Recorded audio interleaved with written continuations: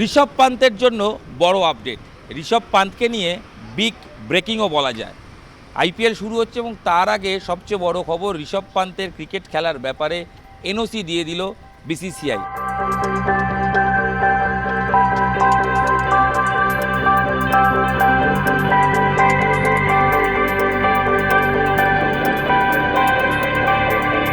অর্থাৎ national cricket একাডেমির পক্ষ থেকে NOC, no objection certificate Rishabh Pant পেয়ে গেছেন।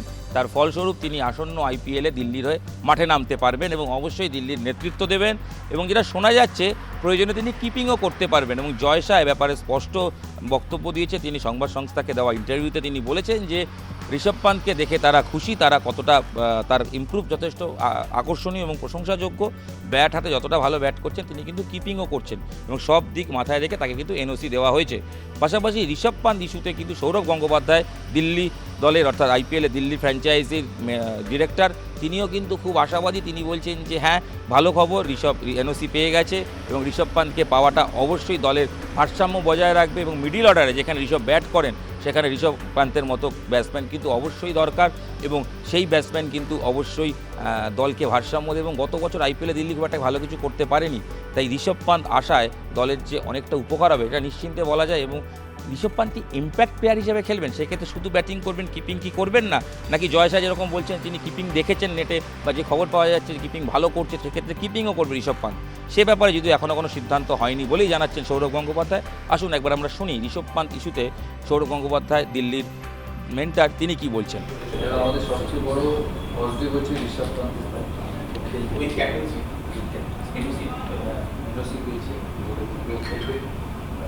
লাস্ট ইয়ার যেটা আমাদের সবচেয়ে বড় ইস্যু ছিল মিডল অর্ডারের উইকনেস, সেটা পান্ত ফিরে আসাতে বিকাম।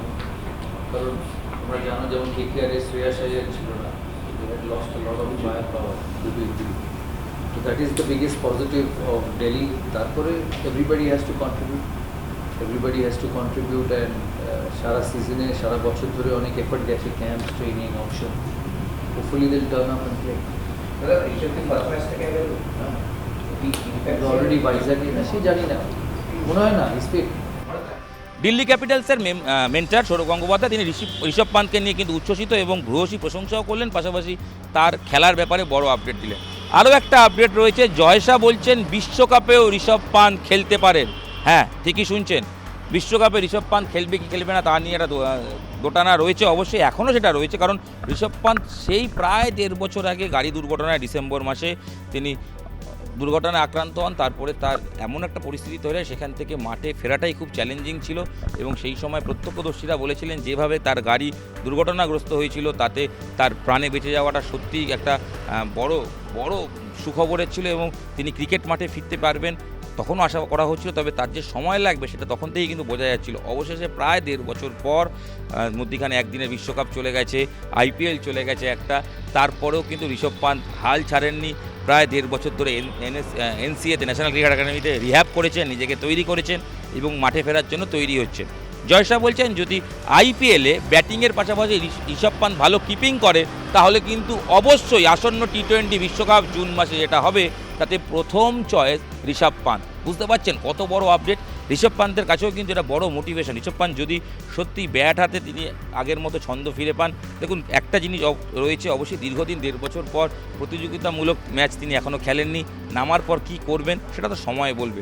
অনেক সময় লাগে নিজেকে আর একটু মাঠে ফিরে পেতে, একটু নিজেকে ম্যাচ প্রিপারেশান করতে। যদি ঋষভ পান্ত সেটা তাড়াতাড়ি করে ফেলেন এবং কিপিংও ভালো করেন, তাহলে কিন্তু ঋষভ পান্ত অবশ্যই বিশ্বকাপের বিমান ধরতে পারেন বলেই খবর পাওয়া যাচ্ছে। তো জয় শাহর এই বড় আপডেট, সৌরভ গঙ্গোপাধ্যায় তার মেন্টার আইপিএলে তার বড় আপডেট নিয়ে ঋষভ পান্ত ফ্যানদের জন্য বড় খবর। কারণ বিশ্বকাপের দলে ঋষভ পান্ত জায়গা পেলেও পেতে পারেন, তবে এটাও ঠিক ঋষভ পান্ত পাবেন কি পাবেন না তা উত্তর এখনই দেওয়া যাবে না। তবে এটা আরেকটা দিক রয়েছে, তিনি ক্যাপ্টেন্সি করছেন দিল্লির হয়ে এবং তার যে এনওসি পেয়ে যাওয়া, অর্থাৎ ঋষভ পান্তকে ফের ব্যাট হাতে এবং দস্তানা অর্থাৎ কিপিং গ্লাভস হাতে মাঠে দেখা যাবে আসন্ন আইপিএলে, তা তো নিশ্চিত হয়ে গেল। এটাই বা কম বড় পাওনা, তাই না? এর চেয়ে বড় পাওনা আর কি হতে পারে। নিউজ 18 বাংলা ডিজিটালে আপনাদের সঙ্গে আমি হিরণ রায় বর্মন ছিলাম। এখানে এই ভিডিও শেষ করছি। সঙ্গে থাকুন, দেখতে থাকুন নিউজ 18 বাংলা ডিজিটাল। আর অবশ্যই ভিডিওটা লাইক, শেয়ার এবং সাবস্ক্রাইব করুন। ধন্যবাদ।